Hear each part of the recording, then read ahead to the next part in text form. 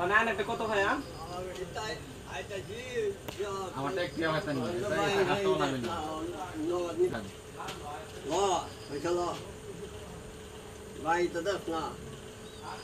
আমনি সো আজ যাই এক সপ্তাহ হইছে আজ যা হোক না 60 টাকা দেও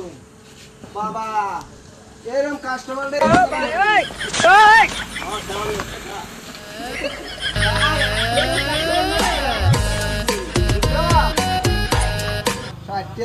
ষাটটা দাও দিছে এই তো